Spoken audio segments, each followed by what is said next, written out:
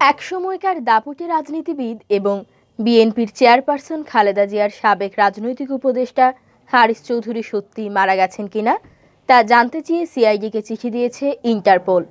তার বিরুদ্ধে থাকা ইন্টারপোলের রেড নোটিশ প্রত্যাহারের জন্য তার মৃত্যুর প্রমাণ জানতে চেয়েছে সংস্থাটি।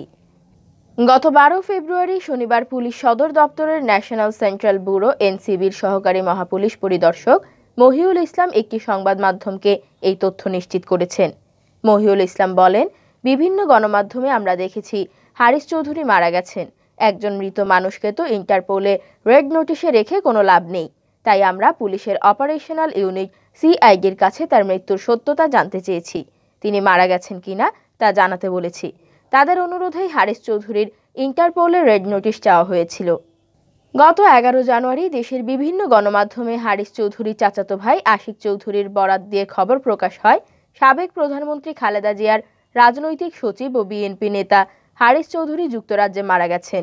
এরপর হারিস চৌধুরীর মেয়ের বরাত দিয়ে কেউ কেউ খবর প্রকাশ করেন তিনি ঢাকার একটি হাসপাতালে করোনা আক্রান্ত হয়ে মারা যান। 2004 সালে 21 আগস্ট ভয়াবহ গ্রেনেড হামলা সহ একাধিক মামলার অভিযুক্ত আসামি ছিলেন বিএনপি জামায়াত জোট সরকারের প্রভাবশালী নেতা সিলেটের হারিস চৌধুরী। ওই হামলার টার্গেট ছিলেন বর্তমান প্রধানমন্ত্রী শেখ হাসিনা। ওই হামলা মামলার চার্জশিটে অভিযুক্ত আসামি ছিলেন হারিস চৌধুরী। অভিযোগপত্রে তাকে লাপাত্তা দেখানো হয়। 2007 সালে সেনা সমর্থিত তত্ত্বাবধায়ক সরকার আসার পর হারিস চৌধুরী গায়ে ঢাকা দেন। 21 আগস্ট হামলা মামলায় তিনি অভিযুক্ত হওয়ার পর 2015 সালে তার বিরুদ্ধে ইন্টারপোলের রেড নোটিশ জারি হয়।